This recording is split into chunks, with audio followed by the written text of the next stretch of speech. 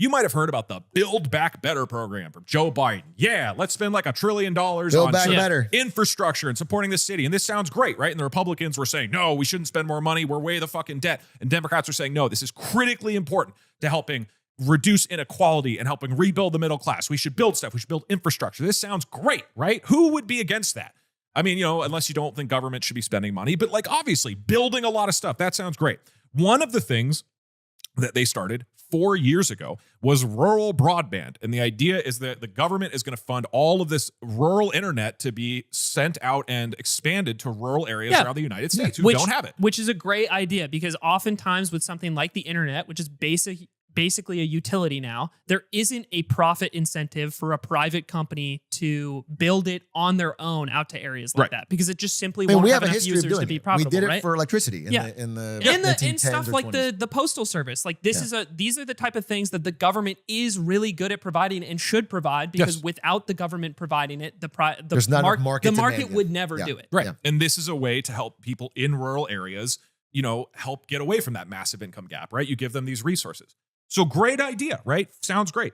It has been 4 years. No rural broadband has been built at all. None. There have been there's surely like a 14-step review process. I don't have high-speed internet in downtown Los Angeles. Yeah. Not only, I mean, it's one thing to be like, oh, I don't even have rural broadband right now. If you don't in your city, that's great and that's frustrating. Well, it's not great. It's frustrating and it sucks, right? But this is the government proudly saying we've allocated $1 trillion with, like, I forget exact number, 45 billion, I believe, for rural broadband specifically. That is an astronomical amount of money. That could build thousands of homes in China. That could do so much. And after 4 years, nothing has been built at all. And in this clip, which is from the Weekly Show with Jon Stewart podcast, if you are interested in hearing more, Jon Stewart is absolutely like taken aback as Ezra describes the 14 steps that cities or states had to go through in order to try to bid to get the money from the government to do all this stuff. Because it's not just, hey, we want to do this thing and the government says yes. No, there's a process where you have to give potential evaluations, then environmental reviews, and then challenges where anybody who might be affected by this in any way, shape, or form can challenge it. And then you have to do this at a national level and then a state level. And there's all these steps that are incredibly cumbersome, and each one of them, as is repeatedly said in the book, very well intentioned, right? Of course, it's great. Yeah. Like we want people, we want minorities to not be adversely affected by building in these areas. But when you add step after step after step after step, this goes on for years. Nothing has been built. That's one example. High-speed rail in California.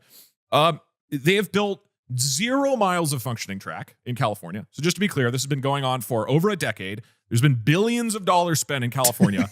We have built 0 lines of functioning track. 0. It just can't be done. No other country has done it. No other country could possibly do this. About not doing it. By comparison, Florida through Brightline has built high-speed rail. It is functioning right now because Florida allowed them to build stuff. But when you look through the amount of environmental reviews, lawsuits, processes, every single part of every single piece of land, everybody who could possibly be affected by this got to have their say and put up legal challenges, put up all these different things to stop this. So it has taken, one of the former CEO of the high-speed rail said that he's flabbergasted that for some of these things have over a decade, they've been going through the process to get a small chunk of the land approved for building.